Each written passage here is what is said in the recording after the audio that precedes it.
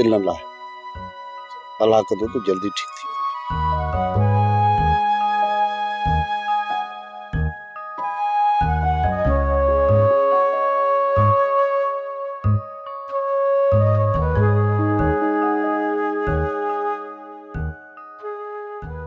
आगे जरूर कम सवार जेकर देर थी वने तो तू अधी बानू जो ख्याल रख जाए।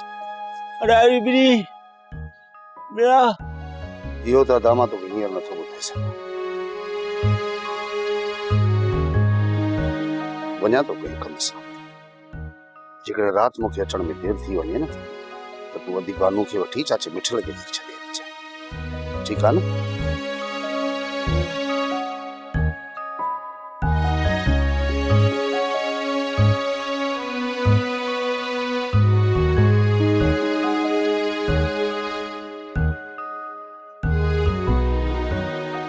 अधी मां कंहिं कम सां ॿाहिरि थो वञा, जेकॾहिं अचण में देर थी वञे त फिकर न कजांइ।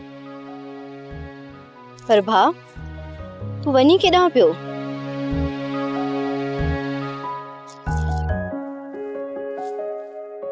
अधी तोखे यादि आहे त चाचो मिठल छा चवंदो हो त जंहिं बि कम जे बारे में अॻुवाट ॻाल्हियूं कयूं वञनि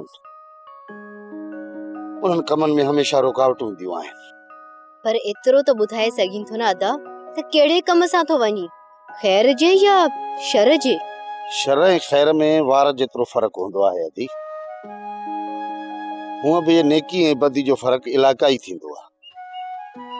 जीअं असांजे इलाइक़े में का बि शइ चङी सम्झी वञे या सुठी सम्झी वञे, कंहिं ॿिए इलाइक़े में उहा ई शइ वरी बुरी सम्झी वेंदी आहे। ईअं ई अदा मूंखे इन्हनि फ़लसफ़नि में न मुंझाए, इहो ॾिस त कंहिंसां विढ़नि त नथो वञी न? अदी तूं अदे जो ख्याल रखजांइ ऐं मुंहिंजी कामयाबी लाइ दुआ घुरजांइ मुंहिंजी भेण।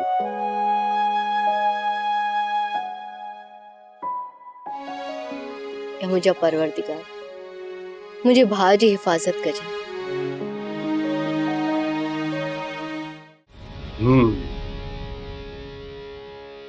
हाँ ठीक है।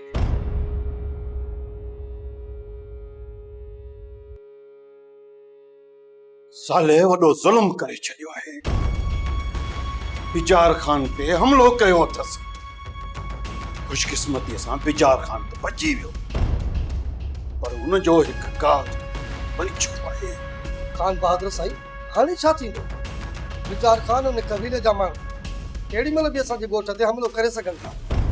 तूं भॼई माण्हू गॾु कर ऐं सभिनी ॻोठ वारनि खे आगाह कर ऐं पंहिंजे पंहिंजे घर जी पाण चौकी ॾे। बाबा साईं, मूंखे त भउ थो थिए किथे बिजार ख़ान जा माण्हू साले जी भेण खे नुक़सान पहुचाए विझनि, छो त साले जी भेण घर में अकेली आहे। बाबा साईं, हेॾे वाक़े खां पोइ साले पंहिंजे घर त मोटी कोन्हे वरी। पंहिंजे राज जे नंगनि ऐं दंगनि जी हिफ़ाज़त मूं पंहिंजनि कुलनि ते कई आहे। हाणे हिन न्याणीअ खे या त तूं पंहिंजे घर में पनाह ॾे या जल्दी सां मुंहिंजी हवेली पहुचाईंसि। जल्दी कर, वक़्तु ज़ाया न कर। ठीकु आहे बाबा साईं।